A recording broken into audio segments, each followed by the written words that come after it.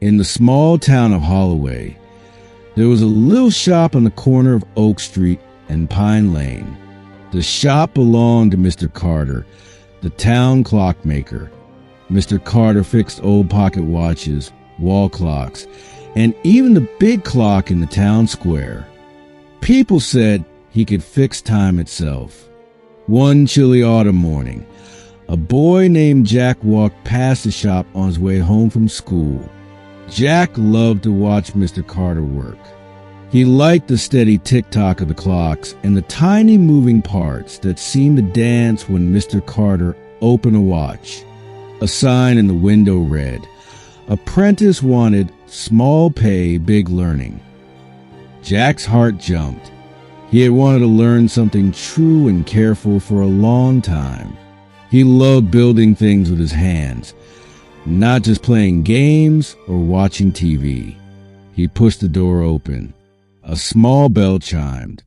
Mr. Carter looked up from a bench where he was polishing a brass gear. He had kind eyes that seemed to have seen many hours. "Hello there," he said. "Can I help you?" Jack swallowed. "Sir, I saw your sign. I'd like to be your apprentice. I want to learn how to fix clocks." Mr. Carter smiled. "Do you understand how patient you must be? Clockmaking is not quick. It needs steady hands and quiet thoughts." "Yes, sir," Jack said. He meant it. He had patience when he did puzzles and when he fed his neighbor's cat. He loved quiet work. So Jack began. He came to the shop after school and on Saturdays. At first, Mr. Carter gave him small things, sweeping the floor, polishing the desk, and sorting tiny screws in little boxes. Jack learned to name the parts: mainspring, escapement, pinion, pallet fork. The words were new and felt exciting. After a month, Mr. Carter showed Jack a broken pocket watch. "Take apart this case," he said. "Careful. Keep every piece in order." Jack worked slowly. He made small piles on a soft mat. Case, dial, hands, wheels. He felt proud to see the parts lined up like a little city. But then the bell on the shop door rang and a customer walked in. Jack hurried to greet the customer. He forgot his mat for a second. When he returned, one tiny screw had rolled under the bench. His heart froze. He got down on his knees, peering and feeling under the bench. The screw was gone. He told Mr. Carter what happened. Mr. Carter did not shout. He set down a handkerchief and sat in silence. "We will search," he said. They looked and looked. The screw was not where they could find it. The next day, Mr. Carter found the missing screw in the lint of his coat pocket. He put it back where it belonged. He did not scold Jack. He explained, "One small thing can stop the whole watch. That screw is not small to a clock. We must remember to be careful." Jack learned to be even more careful. He also learned to tell the truth right away. He told Mr. Carter every mistake he made. Mr. Carter always asked what he had learned from it. Months passed. Jack became better. He learned to read plans and to polish tiny gears. He learned to oil a pivot with single drop and to hold the magnifying glass steady. Mr. Carter began to trust him with easier repairs.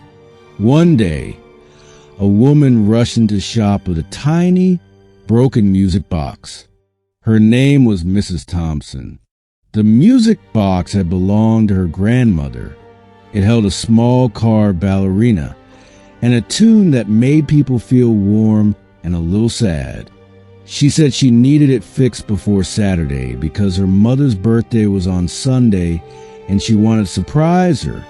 Mr. Carter took the music box and looked at the delicate teeth in the little gear. He had to leave the town for 2 days to fix the big tower clock. He could not stay to finish. He looked at Jack.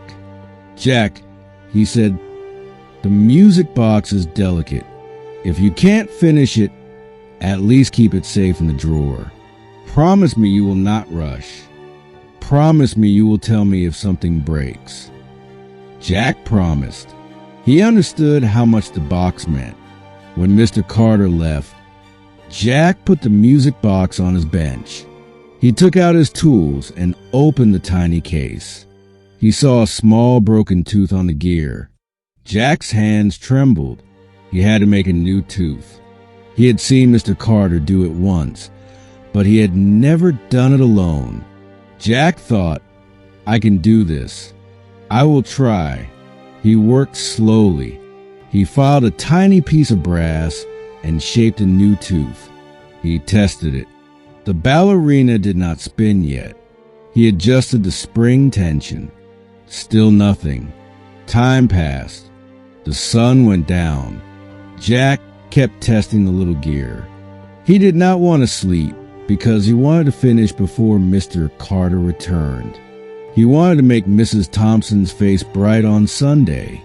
At midnight, Jack tried one last time. He wound the key and pressed the lid. The ballerina spun and the tune played once, then stopped. Jack's chest tightened. He wound it again. This time, the gear broke in a different place. A small piece snapped and flew into the wood shavings on the floor. Jack's first thought was, hide it. He could not make another piece that fast. He could pretend the music box had never been fixed and say he kept it safe.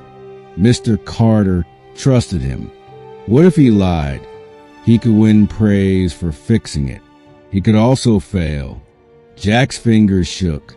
He put the music box back in the drawer and covered it with a cloth. He sat on the stool and stared at the window where the moon shone. He thought of Mrs. Thompson and her grandmother and of Mr. Carter's gentle voice. He thought of the missing screw he had lost under the bench months ago and how he had told Mr. Carter the truth that time.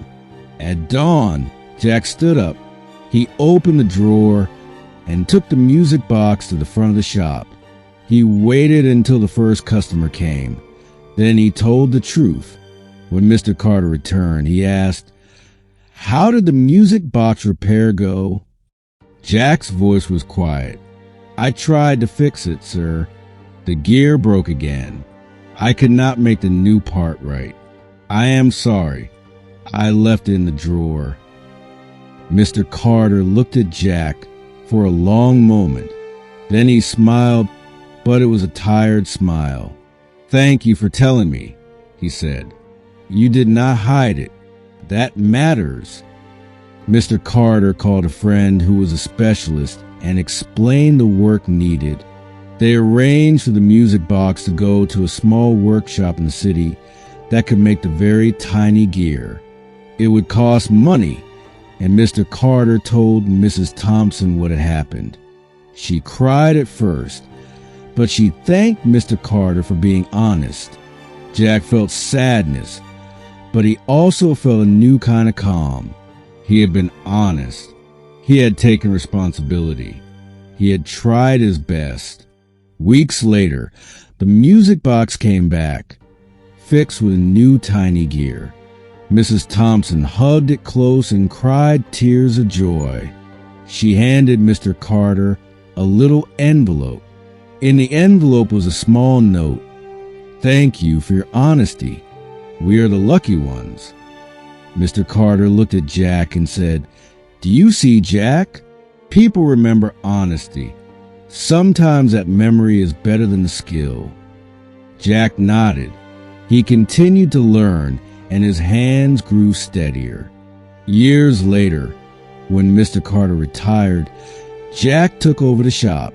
People still came for repairs. He taught every apprentice the same lesson he had learned. Try hard, but always tell the truth. And in Holloway, when a clock ticked or a music box chimed, people smiled because the sound came from careful work and honest hearts. Moral: Skills can be learned, but honesty and responsibility build trust that time remembers. Every story unfolds a new turn, and maybe the next one will be yours. Keep watching unfold, where the lessons of life open up one by one. See you in the next episode, only on Unfold. Thank you